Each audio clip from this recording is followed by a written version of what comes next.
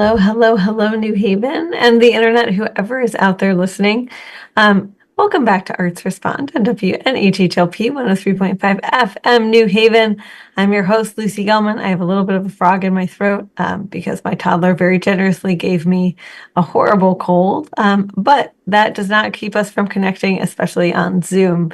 My guests today are Malcolm Welfare and Amir Glenn, and we are talking about the CT Connecticut Men's Conference, which is tomorrow, right?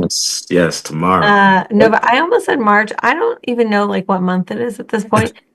November 15th, happening at the Dixwell Community Q House. So I am really excited to get into this. We were saying this off mic, but this um, is really like in its first of its kind iteration, a really exciting event. I feel like I've been hearing the buzz about it, which is a really good thing. So let's get right into it. Malcolm, I'm wondering if I can toss it to you first, and you can talk about first what this event is for listeners who maybe haven't heard about it yet. And then we'll get into, of course, your why, because I love talking about people's why. All right. Well, thank you, Lucy. First, I just want to thank everybody for being here and listening. And thank you, Lucy, for having me and Amir on the show and having the men's conference here as representatives of what is a collective. It's a collective of ideas that have come together in order to create a vision for men that will help them along their lives. So it's a way to access resources. It's a way for people get to get help amongst each other. But it's also a way to build community because this is something that is important for everybody and every member of the family to tap into and to learn from and understand. So it's a day of learning. It's a conference style day of learning. Get a chance to come and you hear from a bunch of different professionals who have applied. Many applied. We had about 29, 30 applications, and then a bunch of people ask afterwards. But we only had but so much room to circulate people through. So we ended up with about 12 to 14 of those people who actually ended up being able to be workshop presenters. So you'll be able to hear from all different kinds of people and professionals who are licensed professionals in what they do, who can advise you in what it is that they're talking about and guide you and give you further resources even after the conference. And So oh, sorry. it's just a gathering place and a collective of ideas. It started as my brainchild, but I opened it up to the community, opened it up to the men of the community, and we really got a chance to build something beautiful. So I'm really proud of what it is that we have here to offer the community as a service. So I want to talk about, the scaffolding and the building of this program. And so you can hop in. Amir, you're welcome to hop in. I'm looking at the agenda right now, and there's everything from co-parenting to breaking the stigma around mental health, which I think is huge. Like we could have a whole 5-hour episode just on that, to civic engagement for community change, which is very close to my heart. And in a city like New Haven, I think is a topic that you can't talk enough about, to strengthen emotional wellness and emotional intelligence. These are things that I think, like, we're in 2025 and they feel like they are still taboos at large, but especially when you get into conversations around and among, I think, folks of color and specifically men, there is this idea that if you are a man, you're strong and you're resilient and you don't need help. And I think that's bullshit because we all need help, right? Absolutely. And so let's get into it. Tell me about building this beautiful and very meaningful program.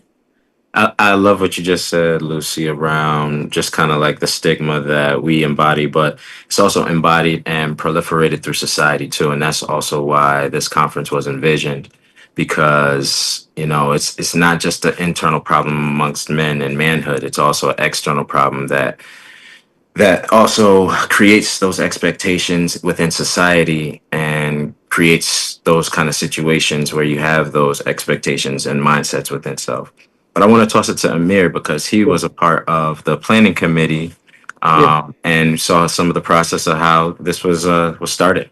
Yeah, I mean, so there's a quote that I use from Socrates that says the greatest good is knowledge and the greatest evil is ignorance.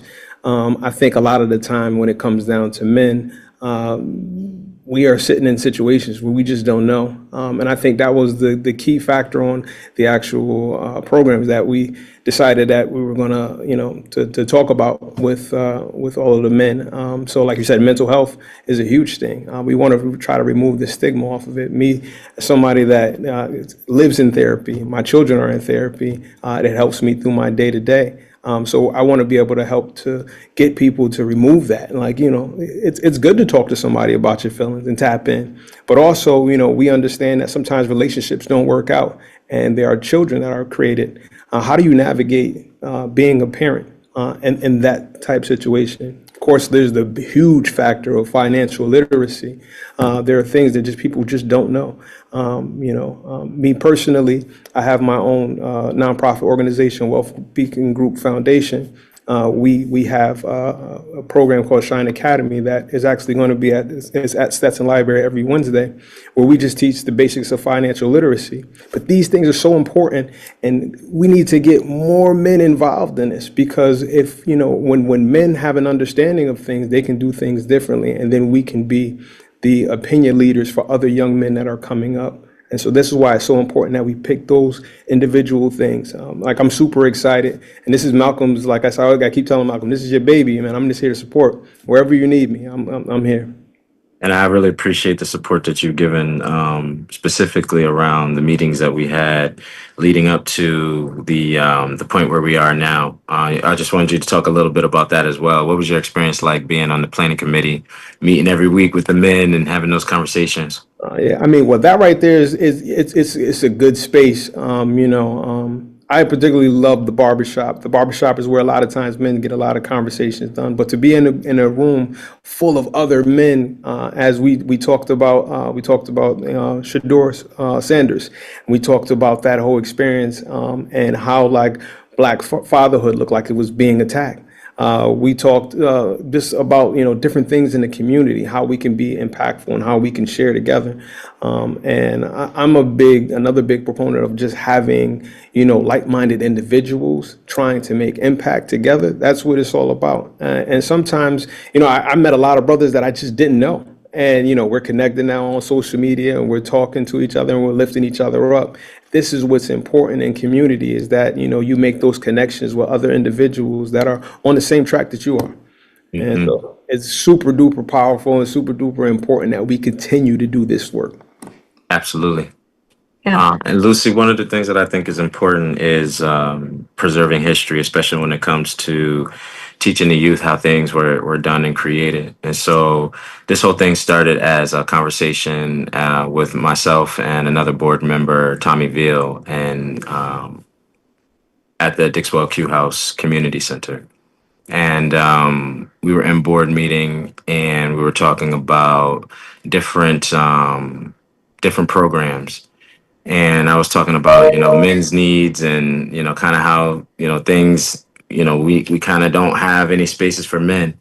And then we talked about the women's conference real quick, and then she was like, "Can we have a men's conference?" And I said, "That's exactly what I'm talking about." And I shared my plans, and she said she supported it. It was a great idea. She championed it with Yakita. We connected, and we started to plan these weekly meetings in order to gather information from first the men in the community, just to understand the needs, to hear the voice, to understand the presence, and to understand what some of the different views were. We talked about the pop culture. We talked about the financial structures. We talked about the need for understanding community structures. We talked about the need for, of course, all the things that we talked about already, but deeper needs around understanding education and how to engage in education. And what do I do for my kid in the education system? There are a lot of fathers who tap out and look a certain way in terms of being bad dads or disengaged fathers, but it's really pressures that come from different systems, different individuals that create pressures where you can't, it's hard to engage. So people need these strategies to understand how to get around these systems, how to communicate more effectively within these systems and with other individuals. And then we opened it up to the community after that. And we invited anyone who wanted to come in and offer suggestions and give help and structure. And so that's where we ended up starting to form our core team, our planning team, and our operations team. And so I just want to shout out Tracy Joseph and Erica Bogan, and of course, the leader of the Dixwell Community Q House, Alder Jeanette Morrison of Ward 22, who gave us guidance around financial structure and gave us guidance around, what some of these programs may have looked like in other capacities with things that were not a conference. But then again, the core team, Tracy Joseph, Erica Bogan, and Amir Glenn put together and myself put together an amazing offering of presentations that we selected as a core team, planning team, and the operations team brought it to life with everything that you see on the website. So I'm really proud of the trajectory that we've had and the people who have come to the table and lended their talents, people who have reached out to other people and been those human touches and those communication people, like Erica on the communication side. Amir, anything that I needed in terms of understanding how to move or operate something on the website and move or operate something in that digital space, he was right there for me. And Tracy making sure that we had all kinds of suggestions around how we can bring the vision to life and how we can take the colors that were established for the conference and establish them in different ways. Really giving a lot of help in making sure that we had a lot of outreach to different community groups and different individuals who are also serving on the conference too. So I just want to also shout out everybody who also contributed in terms of their time and their talents to be a workshop leader, because one of the pieces of the process for that was putting out an all call and an application process. So putting yourself out there, opening your presentation up to review. We appreciate you.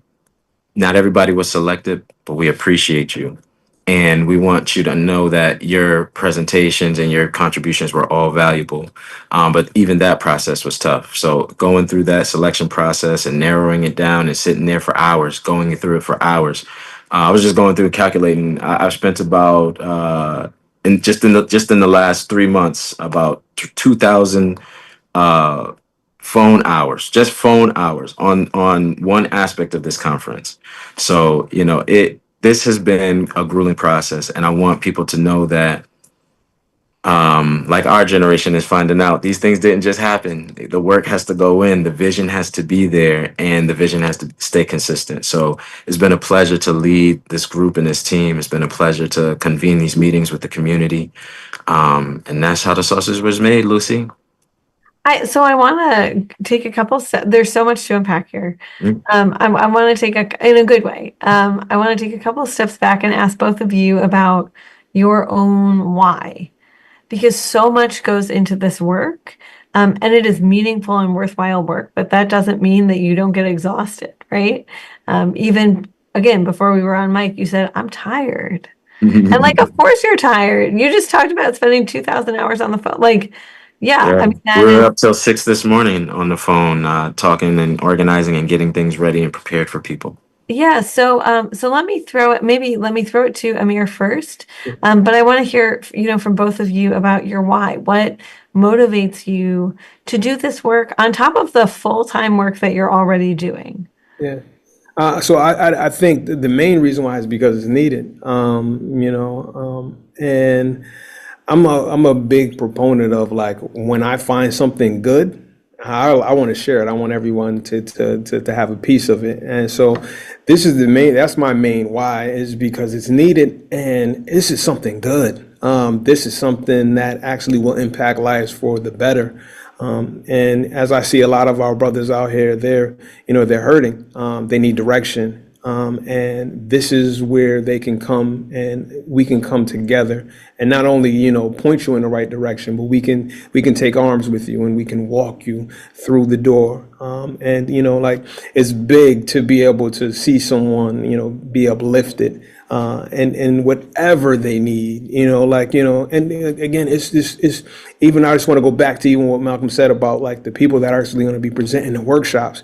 These are some heavy hitters. I mean, like, and these are people in our community that, like, when I saw the names, I'm like, oh yeah, oh yeah, yeah, like, I know, I can't wait. This is going to be exciting. Oh, I want to be able to be in all of the actual workshops. I'm literally going to be like, I'm going to be poking it over here, poking it. I want all of it because again, it's so important, and that's the why. The why is because it's needed, and this is something good, and we need to go ahead and we need to share it as much as we possibly can.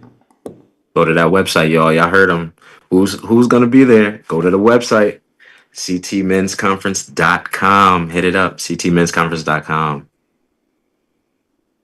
Malcolm, I want to hear about your why too. Ah, the why behind the vision of this conference is personal. Of course, I'm a man and experiencing things that um, not everybody understands unless they are also a man who's experienced it, is something that needs a space. And it's something that has been verbalized to me that is needing a space.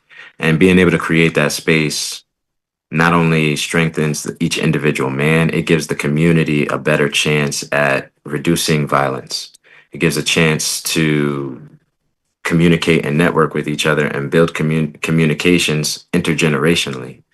It gives us a chance to create spaces that were not there before and perspectives that weren't there before. Um, and I know that there are people who feel like this isn't needed, but everybody has a man in their lives that they love and care about, whether it's a son, an uncle, a father, or a nephew that you care about.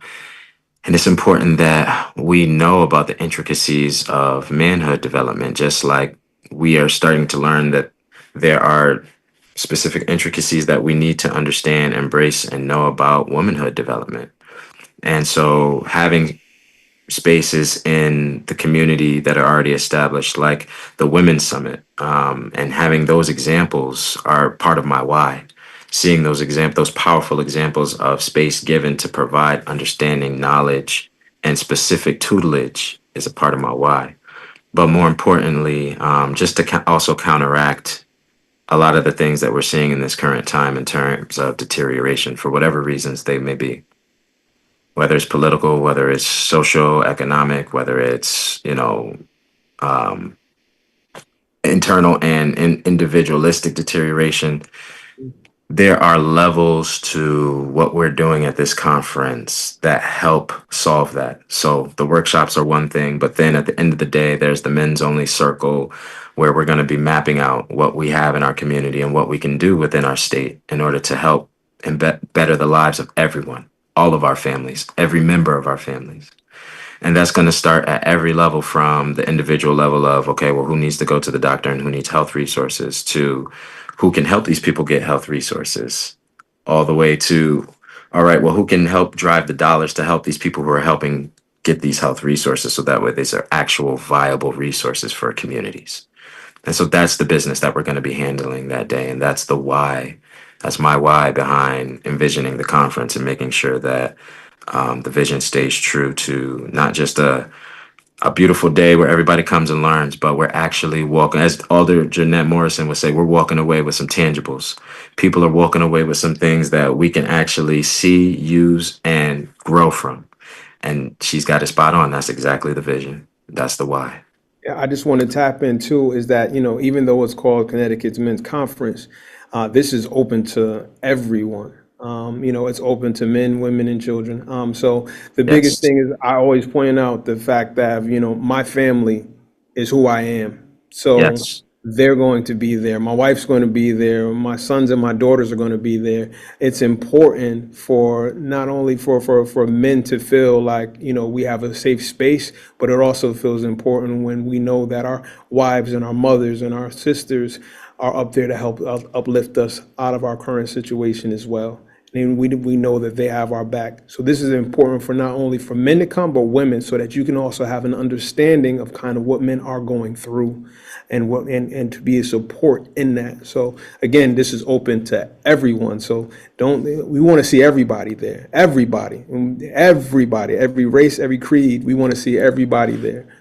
So I also, okay. Oh, sorry. I want to talk about our young men.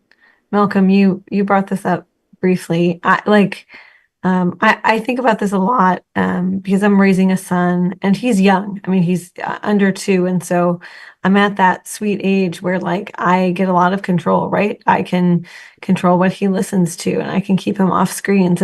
But we know that our boys and everyone, like children, just have so much access to social media. They're listening to things, they're seeing things that parents may or may not know about, or grandparents, guardians, the folks who are in their lives, whose job it is to keep them safe.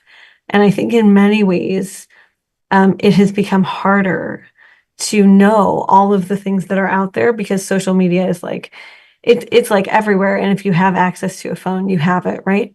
Yes. And so, what are you especially hoping, for both of you um, to impart on our young men, and also to to let them know through this conference, but also beyond tomorrow, right?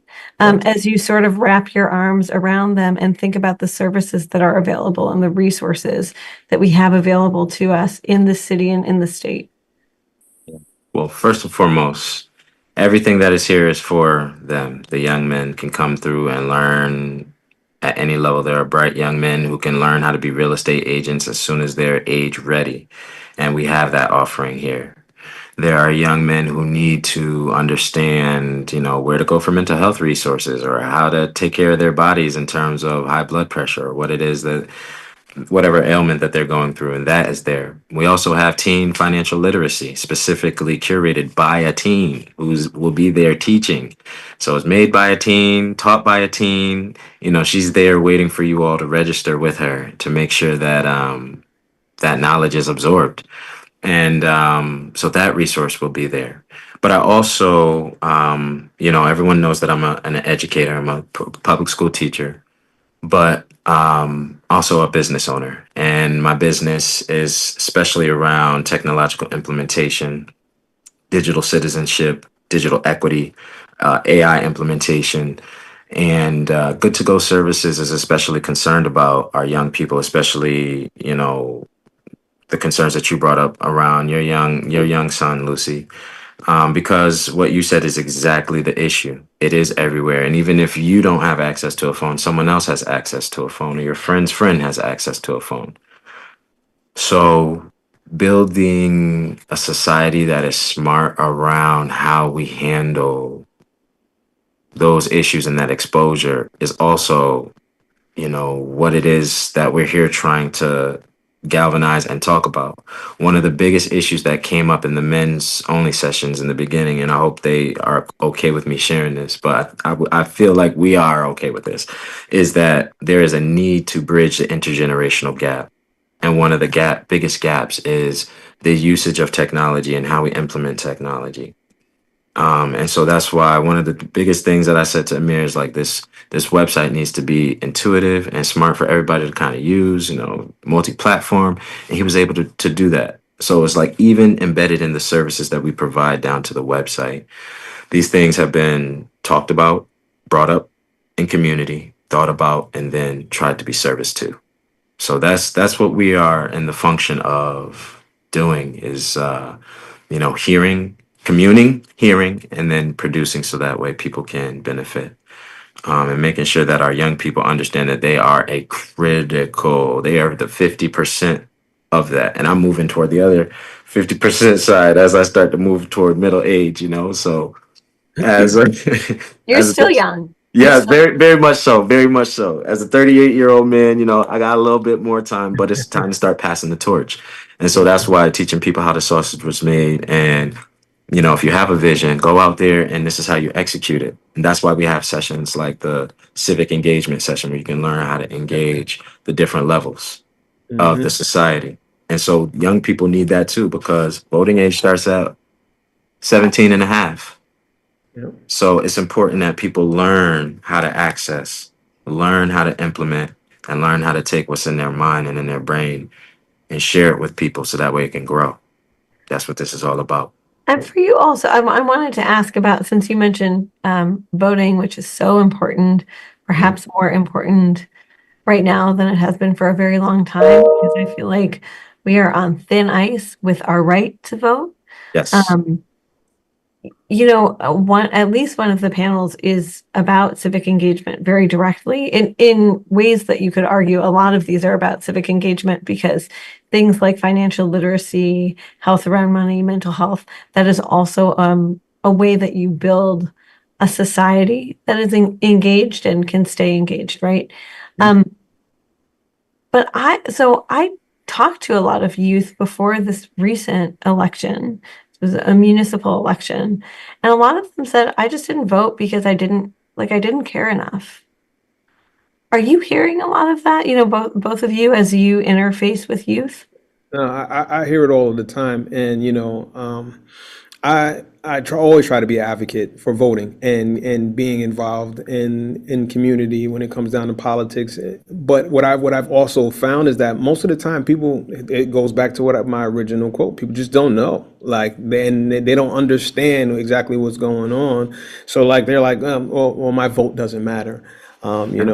Sometimes, people will get, and I get constantly in arguments where people they'll be mad at Mayor Elicker because their sidewalk is messed up, and I'm like, did you call your alder? Who's my alder?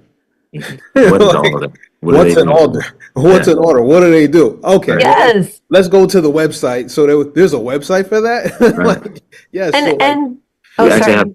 we actually have two civic engagement panels. There's yeah. one for the city side, and then there's one for like a more broader engagement that also encaptures because it's a CT men's conference, not just New Haven. So we want to call everybody to the table to come commune with us and give us some feedback. But you're absolutely right, Yeah. Amir. Absolutely right, my man. Yeah. So I I was so excited. You're absolutely right. I was so excited to see Al Lucas's beautiful face up there. Yeah, He is yeah. just one of my favorite people in the city of New Haven, not just because he's one of the nicest guys, which he is, but because there is often not the understanding that we have whether or not the Board of Alders is too big is something we can fight about on a different episode, right? Some people would love like a 10-person Board of Alders instead of a board of 30. But I think it's really cool that we have these folks who are assigned to our wards, and each of them has a constituency of about 2,000 people. And I know that if something is like kind of funky on the boulevard, I can call up Brian Wingate and be like, hey, I think I saw a bear down the block. What's going on with that? Or like, which did happen, but it was actually a neighbor's dog. It was just a really big dog. Or like my sidewalk is cracked. Or like yeah, all of these things. Or like, hey, what's with that power line that has been down on Blake Street? This is not a fake example. Um, for like over 12 months. What's yeah. going on with that? Um, and so I love that we have that. And so many people I talk to do not know that we have a board of alders in this city. Yeah, they don't know. I mean, like, and this is the biggest thing is like I try whatever I try to go into spaces. It's about giving information and like and being that light that goes, oh no, you can go reach out to this person about that, or this is how you actually get this done. And as we do this in this space in particular, like I said, I love it because you can see kind of like when the eyes get open, like, oh, I have an understanding now. This is why, like I said, I'm super excited. I've been telling Malcolm I'm excited. This is, as soon as he told me, I'm like, I'm excited. I can't wait. I can't Yeah. wait. Like, so this is super important that we continue to go ahead and show up in spaces like this to be able to help people to just understand the basics And I think another big thing too, that I just wanted to highlight again is that this brother right here is putting his blood, sweat, and tears into this. And I just want to give Malcolm like the hugest shout out, because this, like I said, for someone to step up and say like this is something that's needed, and and then put in the work. Like I said, I applaud him. I want to give him his flowers today and thank him for just the opportunity to be able to be a part of this. I'm super duper excited, and like I said, in any way, shape, form, or fashion I can help, I'm all about it. Appreciate that, man. Thank you, man. It's definitely been a process these last few months, taking it from concept and idea. And I want to go back. I want to also apologize to our alders. I want to apologize to Alder Douglas and Alder Wingate, because when I mentioned it in board meeting that this is an idea that I wanted to do, Alder Douglas said, I want to partner with you and I want to make sure that this happens. And so he hosted a event in the spring. We need everybody to come out to. It's the CT, it's the Q House Men's Health Walk. So we have Yeah. that in the spring for Men's Health Month, and then in November for Men's Mental Health Month, we have this conference. So the two are in tandem, both events. So we're making sure that we're keeping up with our promise. Our check-in, mid-check-in is in the spring, and then we come back in the fall and we check in on our men's circle and we say, okay, did we do what we meant? Did we reach any of our goals? Were we able to help our brothers reach our goals to help better our families? How did we impact and help our communities? Um, and, voting is critical, and the knowledge about voting is critical. And I just want to take a moment to shout out my family. My mama, my dad, and my sister work hard to make sure that people are educated about the vote. They go down and work at the polls every single election cycle, early voting cycle. I go down and join them as well. But they really make sure that people are knowledgeable about the process. And I think that was, yes, Brian Wingate is the alder who moves things for folks. Yes, I just appreciate shout him. out to Ward 28. He's my alder, and he's great. He's very Fire. responsive to constituents, which yeah, is his Yeah, job, but I'm not going to name names here, but I am. I mean, um, Frank Douglas and Alder Brian Douglas Wingate care is about the city. wonderful, and Yes, he they really do. yes, and like I know this is a men's conference, but he has raised wonderful women who Yep. are just delightful and really special human beings. One of whom is presenting Kismet, Chef Kismet Douglas, Yes. who is like she's amazing and her food is delicious. It Mm. is if people don't know Mama Kiss Kitchen, you're missing out. It's No, you're not. Come out to the conference and yeah, come taste. that's Come right. taste. That's right. You're not missing. But yes, I just want to shout out those people. Alder Jeanette Morrison, Alder Frank Douglas, Alder Brian Wingate. Thank you so much for your support in this initiative. We wouldn't have been able to do this without you. I mean, from the structural support to the strategy support, Alder Morrison, Brother Wingate, Brother Douglas, to the financial support, thank you so much. We really wouldn't have been able to do this without you. So you guys have been critical to this vision and what I've been able to do and what the team has been able to produce. So thank you so much.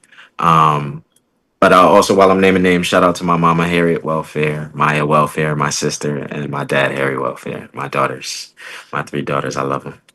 If you're doing shout outs, I got to shout out my wife, Hit it. Glenn. Hit it. That Glenn, she's my rock and she holds me up. Again, I want to thank everybody just for the opportunity to be able to be on this. This was absolutely amazing. Again, I am super duper proud and happy to be a part of this. This is good work. Um, Absolutely. and Amir, I know you have a hard stop in about 5 minutes, so I want to ask you, how do you also take care of yourself while you are doing the hard work of being a husband, of being a father, of showing up for the other littles in your lives or in your life? Because often, um, there are lots of young people that a person has in their direct family, but also in their chosen family and in their circle, and working on top of it and having a nonprofit. How do you make sure that you are taking care of yourself? Because if you burn out, you can't pour into anyone else, right? Right. So, I mean, so the biggest thing we were talking about this yesterday, Malcolm, were my non-negotiables. So uh, for instance, every night I'm spending 15 to 20 minutes with my daughters. We pray, we read the Bible, and I put them to sleep. And then and then every Thursday, I go to the barber shop to go ahead and pour into other men with my son. And we do this every Thursday. And then at 10 o'clock, my phone goes off and it's me and my wife time. We sit there and we go ahead and make sure we do this. I don't pick up my phone until 9 o'clock, and take a look at everything and see what's going on. I have, there's a special time during the day where I walk the city of New Haven. I work at 25 Science Park, but you'll see me walking downtown. And people go like, "Oh, I always see you walking downtown." Yeah, that's my time where I go ahead and I decompress and I put my thought process down. These are on my calendar. Like all of this is on my calendar. These are non-negotiables. This has to happen every day in order for me to recharge so that I can continue to keep pouring back in. Because if any of this stuff falls off, and I'm trying to tell somebody how to be a good father, but I'm not spending time with my daughters and I'm not spending time with my son, then I can't lead if I'm not able to go ahead and even follow my own instructions. So these are the things that are super important. These are the things that we're going to keep uplifting and pushing into our community. Again, I want to be an example. Like my brother Malcolm, he went to school. He got a bunch of different schooling. Me, I graduated from Hill House High School, and that's it. I went to work. I grabbed the certificate in IT, and it helped me on my trajectory. Then I bought a house. So when I talk to youth, a lot of the time, I'm explaining to them I'm just a regular New Haven. Someone once told me like, "Hey man, you're like a saint. All of the work you're doing." I'm like, "No, I'm from New Haven. I'm just New Haven. Like I'm not a saint. I'm a New Havener." And so this is why it's important for people like myself, people like Malcolm, and all the other people to be involved, so these young men can actually see us in these spaces. They can hear our stories, and they can touch us, and they can feel us, and they can know that we exist and they exist, and we're here to support. Absolutely. Big facts. Um, Malcolm, I want to ask you two questions since I have, I think, a little longer with you. All right. Okay. The first is you mentioned history and you sort of were like, yeah, we need to know our own history. And then you went on and said like 50,000 more equally profound things, right? But one of my most enduring memories of spending time with you is in Worcester Square after an extremely traumatic sort of morning that turned into an afternoon in which the city was trying to get the statue of Christopher Columbus down, and like crane operators kept canceling on the city. It came down. There was violence in the park. It was a pretty traumatic day. And then I think like 3 or 4 days later, you just held this space with some other artists, where you talked about the legacy of William Lanson in not only that park, but in the what we now know as the Worcester Square neighborhood, in building part of the Farmington Canal, where he actually helped put in the retaining wall, and of course in building out the city's Long Wharf, which is probably what he's best known for. And at the time, which like allowed New Haven to compete with the Port of New York, blah, blah, blah. We could go on and on and on. And so when you're thinking about the city's really rich history, how are you weaving that into not only the day of the conference, but the way that this conference continues to ripple out for the remainder of this year and, of course, into next year? Ooh, I appreciate you evoking that spirit into this, because the spirit of William Lanson is what I feel is all up and through New Haven. He's connected to the first proposed Black college and university.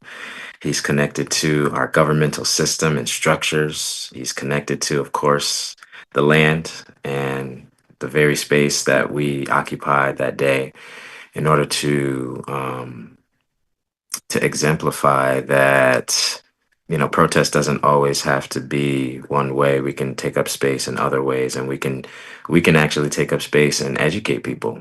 And there were a lot of people in that space who came through. We had a display out there of his timeline. And that showed that, there are a lot of things that we don't know. We need to come together. We need to talk. There are a lot of things that we don't understand about each other. And you're mad at me, and how dare you be over here? And oh my gosh, what's that? Oh, I didn't know that. Why didn't they teach us this in school? Oh, you're a teacher?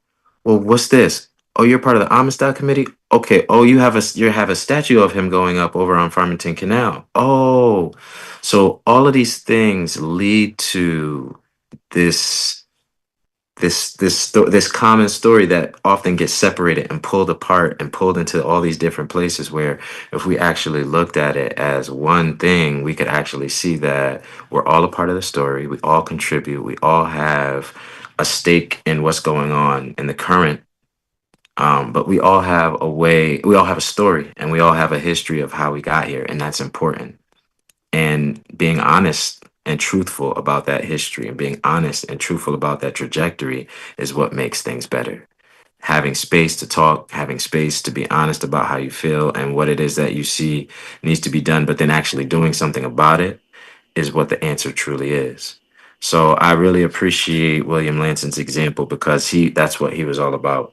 And since being a part of the Amistad Committee Incorporated, and learning about his story and researching on his story, and then helping to be a part of the team that produced the statue, um, was is an amazing piece of history that I just feel needs to be injected into every piece of New Haven. So I'm gonna put his spirit into everything that I have a piece of. So my role as chair of the Q House um, strategic committee is all about bringing people together, bringing people in. So then chairing this program as chair of the CT Men's Conference, my work here is all about just taking that piece, bridging that piece together, and magnifying other people's missions, so that way the work of the Q House becomes lighter, easier. We have more traffic, we have more volunteers. We need volunteers. So hopefully, some of the things that come out of this are services in our community, men who are there to respond when things are needed to be responded to, men who are there with knowledge in order to guide and direct and to hold space for other people. Because if you don't hold space for people, they won't know. They won't be educated on what it is that you have going on. And there were a lot of people who were mad at me that day. Who were like, "How dare you?" I got calls, I got threats, I got all kinds of stuff. Like it got crazy. People following me, like People it are was crazy. crazy. Yeah. People are So crazy. I was glad that we had the education piece out there, because I mean, and at that time it was a crazy time anyway. I think people expected a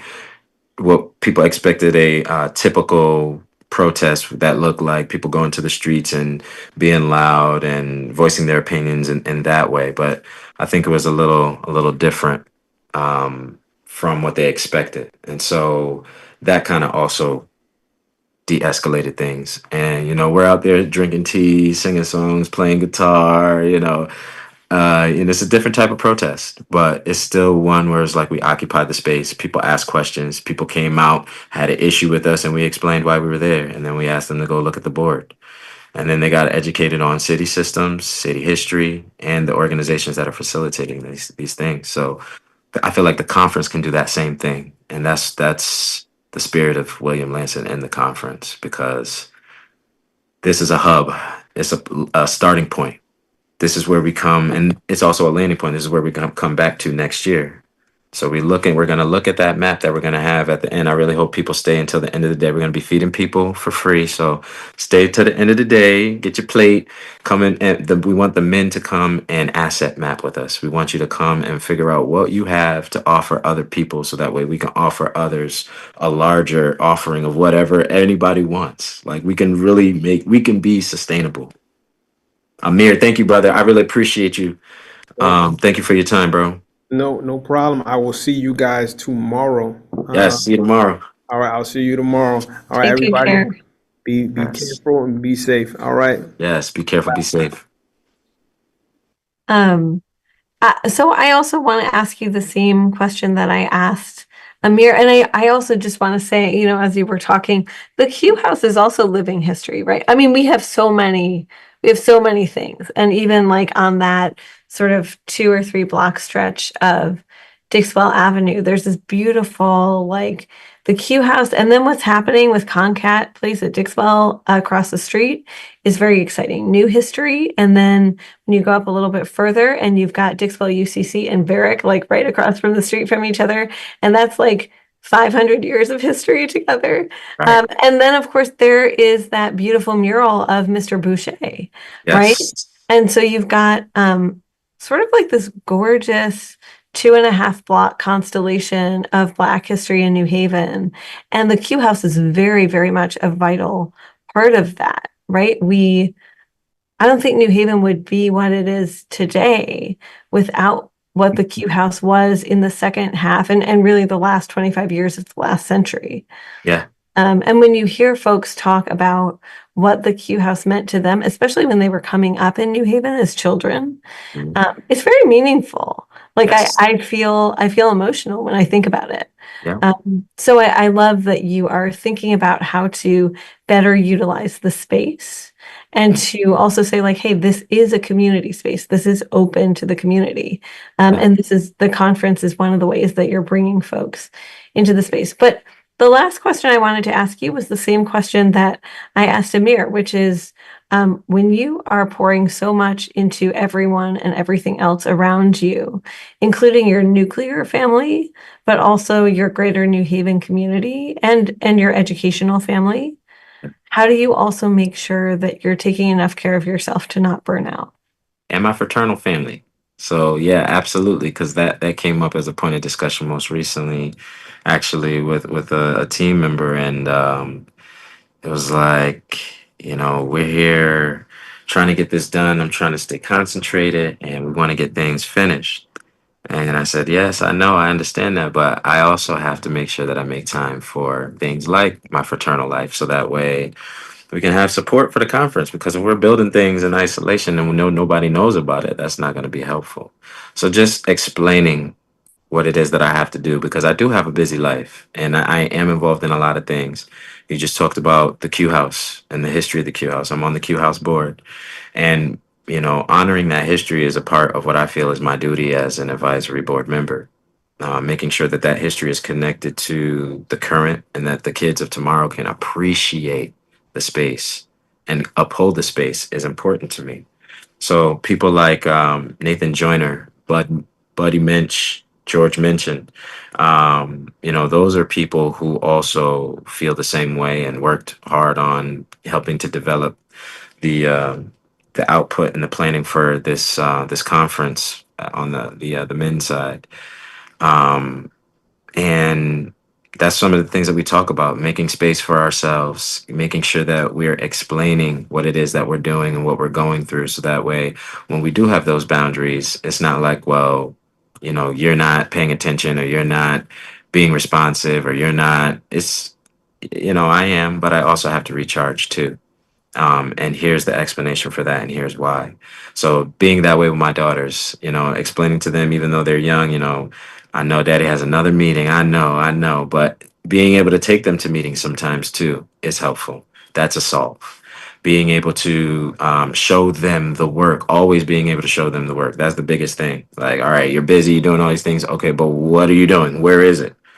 So being able to show them the building, being able to walk in the building, you enjoy classes there, you go to ballet, you have fun, you're able to enjoy these different programs, is a testament to what it is that I'm able to do. So I think that one of the biggest things that I would say is a help is just being able to show the productivity, being able to explain, and being able to have those boundaries and be balanced in the ways that promote my self healing. And sometimes it's not understood. I am a part of a lot of different things, and so that brings a lot of different lenses. I have a lot of different experiences. And so sometimes that might make me strange or awkward, and I'm okay with that too. So just being comfortable with who I am, and being comfortable with myself. Um, as a musician, always being ready to produce what is the best, but You know, if you crack your voice, you know, you just keep singing. So that's it, you know. That's really Um, beautiful. I love that metaphor. It's beautiful. Thank you. Thank you. I want to thank Jonathan Berryman for being a support in my current musical journey right now. Just singing with the Heritage Chorale. We have a concert coming up December, so be on the lookout. I think it's December 15th or 14th, one of those two. See, you got the scoop. He Yeah, I didn't got the tell me scoop. that.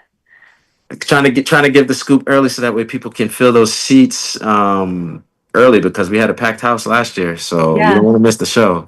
The Heritage Um, Chorale is, I'm gonna have, that's another episode, a whole other episode. yeah, Um, we're looking for young people. We're looking for young singers. So when we're talking about the next generation and we're talking about passing the torch, that's one of the people that comes to mind. One of the thought partners who helps me thought process, helps me, you know, when I'm talking about my visions, listens. So I really appreciate that space, and just being able to connect the music to real life is one of those things that you know, is powerful for me and has been sustaining my life. So I want to just thank you so much, and Amir Glenn, thank you to him as well so much for joining me today on WNHHLP 103.5 FM New Haven. If you haven't been with us, please go back and listen to the whole episode. It's really worth listening to about the CT Men's Conference, which is happening tomorrow. Doors open bright and early at 8 a.m. 8 If you have a.m. small children, you've probably been up by 4 or 5 hours by then. So, you know, it's like